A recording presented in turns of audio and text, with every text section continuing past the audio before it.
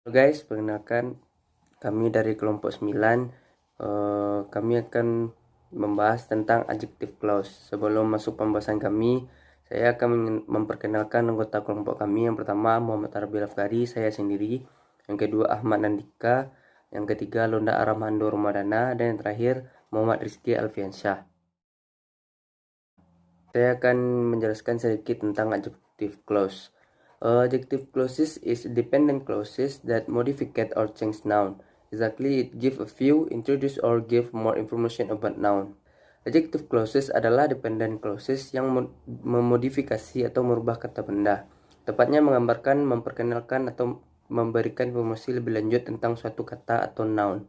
Adjective clauses adalah clauses atau serangkaian kata yang memiliki peran seperti adjektif, kata sifat. Sebenarnya, adjective clauses lebih umum dikenal sebagai relative clause, sebab peran adjective clause adalah untuk memberikan informasi terbaru yang relate atau berkaitan dengan benda-benda yang jadi subjek kalimat. Tidak seperti namanya, adjective clauses tidak selalu mengandung kata-kata adjektif umum. Baiklah semuanya, di sini saya Londa Aramando akan menjelaskan kepada kalian semua tentang relative pronoun as subject. Sebelumnya maaf kalau saya sering melihat ke sana karena di sana adalah acuan saya ya. Jadi saya ini menjelaskan sambil nyontek ya. Nggak apa kan? Lanjut. Di pembahasan pertama itu adalah apa itu relative pronoun. Relative pronoun itu merupakan kata ganti yang digunakan untuk menghubungkan dua kalimat menjadi satu kalimat. Wow, menghubungkan dua kalimat menjadi satu kalimat. Namun fungsinya bukan hanya itu saja. Namun di sini dia juga menerangkan suatu kata benda. Baik itu bisa berupa orang, benda, hewan atau demit. bercanda. Dan dalam relative pronoun ini digunakan 5 konjungsi yang biasa digunakan ya. Yang pertama itu who, kedua which, ketiga whom, empat whose, kelima that. Namun yang saya bahas di sini bukan relative pronounnya ya. Namun yang saya bahas di sini adalah relative pronoun as subject. Banyak yang bertanya, apa itu relative pronoun as subject? Yaitu merupakan relative pronoun. Ya, relative pronoun tadi kan menghubungkan dua kalimat menjadi satu, menjelaskan kata benda. Namun ada lebihnya di sini. Selain menggabungkan dua kalimat, dia juga berfungsi sebagai subjek. Tuh enggak? Karena dia dia mengartikan noun yang merupakan subjek tunggal dalam suatu kalimat yang telah dihubungkan. Di sini digunakan 3 konjungsi. Yang pertama who, kedua which, ketiga that. Who sendiri itu digunakan untuk menjelaskan orang ya, bukan hewan, bukan benda atau lain sebagainya. Dan yang kedua itu adalah which. Which sendiri itu digunakan untuk menjelaskan selain orang atau manusia. Bisa itu berbentuk hewan, bisa itu berbentuk benda ya. Dan yang terakhir itu adalah that. That sendiri itu dapat digunakan untuk menjelaskan keduanya. Waktu kita lanjut ke pembahasannya. Dan juga di sini saya akan membahas tentang rumus relative pronoun as subject. Dengan rumus awalnya itu berupa pertama noun, kedua conjunction, ketiga subject, dan yang keempat verb. Ada 4 nih. Namun yang kita bahas ini kan adalah pronoun as subject. Maka sayang sekali si subject kita hilangkan dan hanya tinggal 3 bentuk, yaitu pertama noun, kedua conjunction, dan yang ketiga verb. Kenapa tidak ada subjek? Ya karena si conjunction ini itu memiliki 2 fungsi. Selain untuk menghubungkan, dia juga merupakan subjek pada kalimat tersebut karena setelah digabungkan. Oke. Lanjut. Di contoh pertama itu adalah kata untuk menjelaskan person atau orang. Di sini konjungsi yang kita pakai itu adalah who. Contohnya pada kalimat pertama ini ada kata-kata I love a girl. Dan di kalimat kedua itu adalah she works in your company. Di kalimat kedua ini ya, ini kan ada kata ganti she, yang mana she ini merujuk kepada a girl. Maka dari itu she ini menjelaskan tentang a girl, dan konjungsi yang kita pakai itu adalah who, karena who itu untuk menjelaskan manusia. Jadi di sini kata she ini kita buang dan kita ganti dengan kata who. Dan setelah diletakkan kata who-nya, kita dempetkan dengan the girl, karena girl ini yang dijelaskan oleh who ini. Maka lahirlah kata baru berupa I love a girl who works in your company. Lanjut. Di contoh kedua itu non-person, bukan manusia. Bisa itu berbentuk hewan, bisa itu berbentuk benda. Wow. Di sini konjungsi yang kita pakai itu adalah which. Dan di contohnya, di kalimat pertama kita ada kalimat the knife is mine. Dan di kalimat kedua, it was borrowed by him last night. Sebelumnya maaf kalau bahasa Inggris saya rada amburadul ya. Kita lanjutkan. Di kalimat kedua itu ada kata it, yang merupakan kata ganti benda. Dan which itu adalah penjelasan untuk menjelaskan selain manusia. Dalam kata lain, bisa benda, bisa hewan. Maka kata it di sini kita ganti dengan which. Tapi permasalahannya, setelah kata the knife ada is mine. Tapi tenang, berhubung kita telah memiliki rumus, kita abaikan. Jadi kita tempelkan kalimat kedua setelah kata the knife. Dan kata is mine itu pindah ke bagian belakang atau buntut kalimat. Maka lahirlah kalimat the knife which was borrowed by him last night is mine. Lanjut. Dan yang terakhir itu untuk menjelaskan keduanya. Untuk menjelaskan keduanya ini digunakan konjungsi that. Sebagai contoh, dari contoh yang pertama yang menggunakan person, yang I love a girl who works in your company, kata who-nya kita ganti dengan kata that. Dan setelah diganti, dimasukkan dengan kata that, dan lahirlah kata baru, yaitu I love a girl that works in your company. Sama halnya juga dengan contoh yang kedua yang saya ambil dari contoh yang kedua tadi, non-person.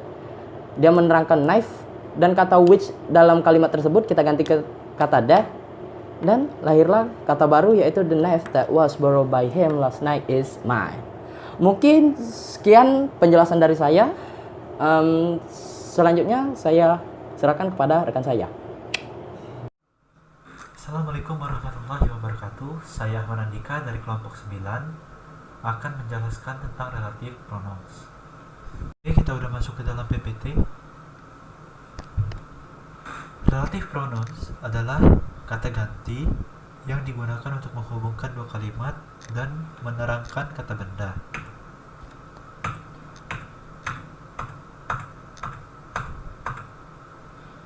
Oke. Kata ganti untuk subjek yaitu who, which, that. Who bisa untuk orang atau hewan peliharaan, which untuk benda dan binatang, that untuk orang, benda, dan binatang. Untuk objek sendiri yaitu whom, which, and that. Ya, itu whom untuk orang, which untuk benda dan binatang, that untuk orang, benda, dan binatang. Untuk possession itu whose dan which. Whose itu untuk orang dan binatang, which untuk benda dan binatang. Ini contoh untuk ke orang.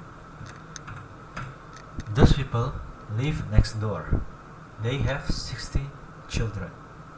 Oke, itu salah satu contoh untuk ke orang. Kalau untuk ke benda, contohnya gini. A turtle is an animal. It lives in the sea. Oke, itu untuk benda atau hewan. Next. Subject of relative clause. I know a man. He is a lawyer. Kata gantinya terletak di he. Contoh, kalau bahasa kita itu dia. Itu artinya penggunaan kata ganti. Contoh yang lain adalah I know a man who or that is a lawyer. Itu salah satu kata ganti juga. Oke, langsung aja. Objek untuk relative clause. I spoke to a man. I had met him before. Yaitu kata ganti di sini adalah a man dan him. Oke, bisa dilihat sendiri di sini banyak kata-kata ganti yang dipakai untuk kalimat-kalimat tersebut.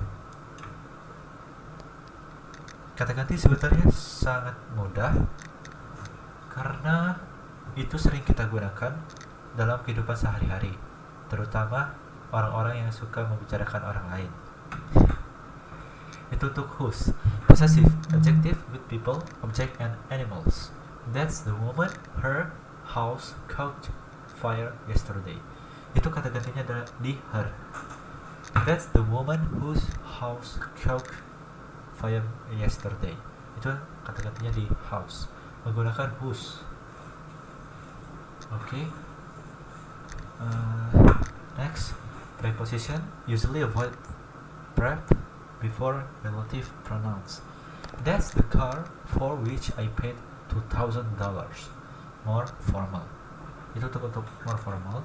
Kalau ke usual, ke biasa-biasa kita, that's the car which or that I paid $2,000 for. Itu untuk yang lebih ke biasa kita. Tapi kalau untuk setiap hari bahasa Inggris, that's the car I paid $2,000 for. Oke. Sekarang kita ke relative clauses. Untuk definisi relative clause. Who, whom, which, that, when, where. Oke, non-defining relative clauses. Who, whom, which, when, and where. Jadi kita itu harus menentukan kata-kata yang tepat untuk kata ganti tersebut. Oke, sekarang untuk defining relative clauses. Necessary information is essential to the meaning of the main sentence. Relative pronouns can be omitted, then they are the object of the relative clause. The relative clause is not put in commas. People are fine. Which people? People who or that park illegally are fine. Fine. Which people? Those who park illegally. Itu artinya jadi ngomong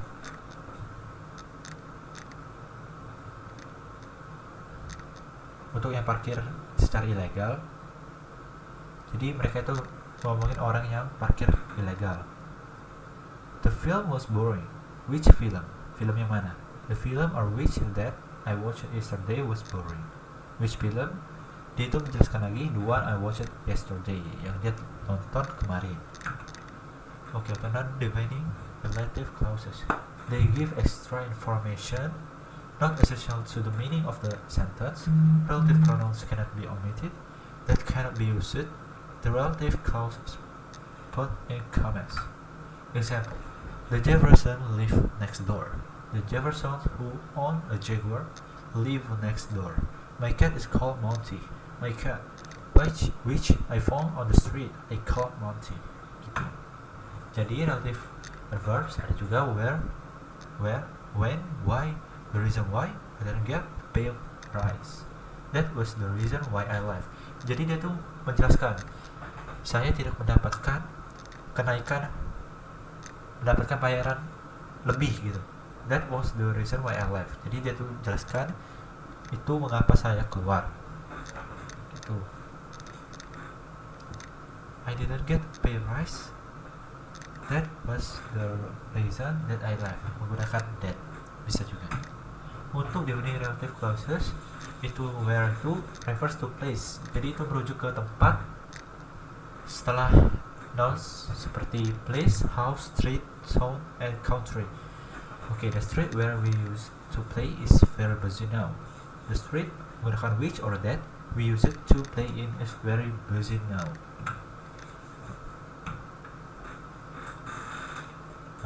Contoh untuk when itu refers to time after nouns like time period, moment day. Contohnya, I'll never forget the day when I first met him. Oke, next contoh lain, I'll never forget the day menggunakan that I first met him.